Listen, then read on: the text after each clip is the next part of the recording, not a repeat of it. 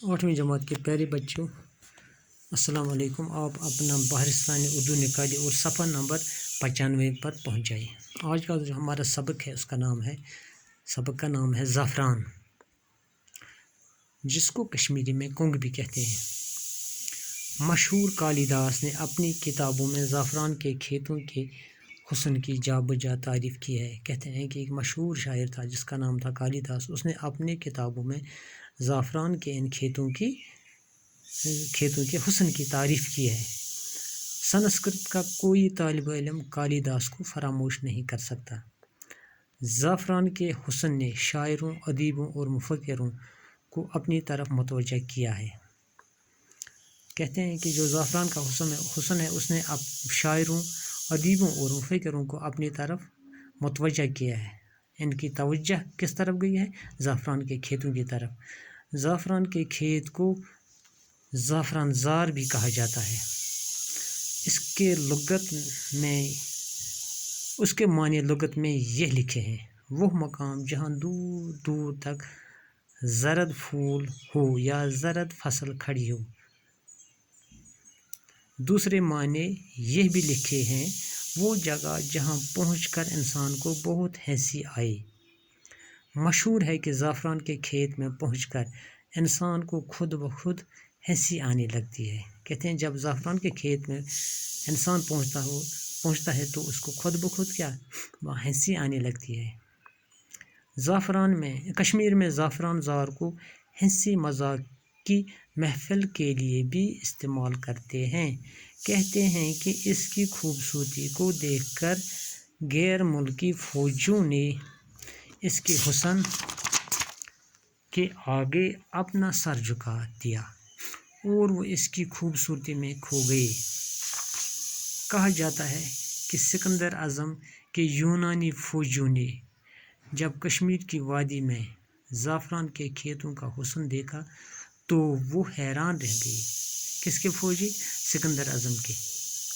वो खूबसूरत फूलों में अपने फ़ौजी फ़राइज़ भूल बैठे। कहते हैं कि वो उन फूलों में जो उनकी अपनी ज़िम्मेदारी थी, फ़ौजी ज़िम्मेदारी थी, वो फ़राइज़ जो थे जो उनको करना था वो भूल बैठे। क्या देखकर? ये ज़ाफ़रान के ये खेत देखकर, फूल देखकर। और ज़ाफ़रान के फूलों की खूबसूरत रंगों में फितरत की अंगड़ाई देखने लगे। अबुल फजल ने आइन अकबरी में ज़ाफ़रान की अजीब तारीफ़ें की हैं। अक्टूबर और नवंबर में श्रीनगर से कुछ दूर पांपोर में ज़ाफ़रान के खेतों की खूबसूरती देखने की चीज़ होती है। पांपोर के अलावा कई और इलाकों में भी इसकी काश्त होती है। किसकी काश्त होती है? ज़ाफ़रान की। ज़ाफ़रान के फूलों पर जब चाँद की दिल आवेज़ रोशनी पड़ती है तो ये कहना पड़ता है कि अगर कोई बहिश्त है तो बस यही ज़मीन है। कहते हैं कि जब चाँद की रोशनी रात के अंधेरे में जब इस पर पड़ती है ज़ाफ़रान के खेतों पर, तो ऐसा लगता है कि अगर कहीं बहिश्त, जो बहिश्त कहते हैं जन्नत को, अगर कहीं जन्नत है ज़मीन पर तो बस यही ज़मीन है। इसकी पत्तियों पर नया रंग और नई कैफियत होती है। जिसके पत्ते हैं इन पर नया ही रंग होता है जिस वक़्त इस पर चाँद की रोशनी पड़ती है। ज़ाफ़रान को बादशाहों का फूल समझा गया है। ये दूसरी बात है कि इसकी तख्लीक में मेहनत कश तबका का लहू शामिल होता है। कहते हैं कि ज़ाफ़रान को क्या कहते हैं? बादशाहों का फूल। कहते हैं ये दूसरी बात है कि इसकी तख्लीक इसकी पैदावार में मेहनत कश तबका का लहू शामिल होता है। जो ये काम करते हैं वो बहुत ही मेहनत करते हैं। जो ये ज़ाफ़रान कमाते हैं वो काश्तकार बहुत ही मेहनती होते हैं। यूनानियों के यहाँ ज़ाफ़रान के रंग को शाही रंग समझा जाता है। कहते हैं यूनानियों के यहाँ इसको क्या कहते हैं? इस रंग को, ज़ाफ़रानी रंग को, शाही रंग। हिंदुओं के यहाँ भी ज़ाफ़रान के तिलक को मुक़द्दस समझा जाता है। ज़माने कदीम में ज़ाफ़रान का तस्वुर वादी कश्मीर से अलग नहीं किया जाता था। यही वजह है कि ज़ाफ़रान को कश्मीर राजा यानी कश्मीर राजा भी कहा जाता है। किसको कहते हैं? ज़ाफ़रान को कश्मीर राजा भी कहा जाता है। ज़ाफ़रान की खुशबू से یونان کے دربار، تھیٹر اور ہال مہک اٹھتے تھے۔ کہتے ہیں کہ اس کی خوشبو سے جو یونان کے بڑے بڑے دربار تھے، بڑے ہال تھے، وہ مہک اٹھتے تھے اس کی خوشبو سے۔ کس کی خوشبو سے؟ زعفران کی۔ کشمیر سے لے کر یونان تک مختلف دواؤں میں زعفران کا استعمال ہوتا رہا ہے۔ ان دنوں کشمیر اور اسپین کے لوگ اپنے کھانوں میں زعفران کا استعمال کرتے تھے۔ کہتے ہیں کہ ان دنوں کشمیر اور اسپین کے لوگ اپنے کھانوں میں بھی اس کا استعمال کرتے تھے۔ کس کا استعمال؟ زعفران کا۔ انگلینڈ میں بھی 18ویں صدی میں اس کی کاشت شروع ہوئی۔ انگلستان میں بھی اس کی کاشت کب شروع ہوئی؟ 18ویں صدی میں۔ زعفران کی کاشت ایک مستقل فن ہے۔ کہتے ہیں ایک مستقل فن ہے۔ کس؟ زعفران کی کاشت ہمیشہ رہنے والا فن۔ اس کی کاشت کے لیے خاص قسم کی ڈھلوان زمین درکار ہے۔ کہتے ہیں کہ اس کے لیے جو اس کی زمین ہے، اس زعفران کی کاشت کے لیے وہ ڈھلوان زمین ہونی چاہیے۔ جولائی اور اگست میں بیج کے بلب ڈالے جاتے ہیں۔ جولائی اور اگست میں یہ زعفران کے بیج بوئے جاتے ہیں۔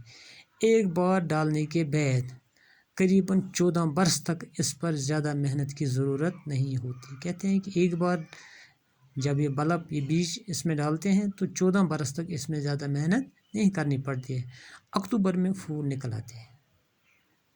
جولائی اور اگست میں یہ بیج بوتے ہیں اس کا، اور اکتوبر میں پھول نکل آتے ہیں۔ پھر ایک خوبصورت باغ ہماری نگاہوں کے سامنے ہوتا ہے۔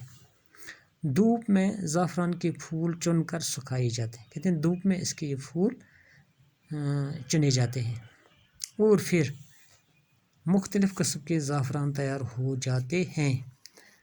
شاہی زعفران، مونگر اور لچھا وغیرہ اس کی قسمیں ہیں۔ کون کون سی قسمیں؟ شاہی زعفران، مونگر اور لچھا۔ ہندوستان میں ہر قسم کے زعفران کی مانگ ہے۔ بڑھتی ہوئی اس مانگ کی وجہ سے کشمیری زعفران کی تجارت بڑھتی جا رہی ہے۔ کشمیر میں زعفران کی کاشتکاری کو بڑے پیمانے پر فروغ دینے کے لیے مرکزی و ریاستی حکومت نے کئی منصوبے تشکیل دیے ہیں اور ایک طویل منصوبہ نیشنل زعفران مشن کے تحت ہاتھ میں لیا ہے۔ امید ہے کہ جدید سائنسی طریقوں سے بھی کاشت کرنے کی کوشش کی جائے گی، اور کالی داس نے اپنی نظموں میں زعفران کے حسن کو جس خوبصورتی سے بیان کیا ہے، اس کی اصلی خوشبو تمام دنیا میں پھیل جائے گی۔ اس میں کچھ مشکل الفاظ ہیں نا۔ جا بجا، اس کا معنی ہو گیا ہر جگہ، فراموش کرنا، بھول جانا، متوجہ کرنا، توجہ دلانا۔ فرائض، وہ فرض کی جمع، کاشت ہونا، کھیتی کرنا، بہشت، جنت، تخلیق کرنا، پیدا کرنا، مقدس، پاک، قدیم ہو گیا پرانا، کشمیر راجہ ہو گیا کشمیر راجہ، تھیٹر، وہ بڑا ہال جہاں ڈرامہ اور دیگر تفریح طبع کے پروگرام وغیرہ پیش کیے جاتے ہیں۔ فن، ہنر، لغت، عرف عام میں ڈکشنری جس کو کہتے ہیں۔ باقی وسلام۔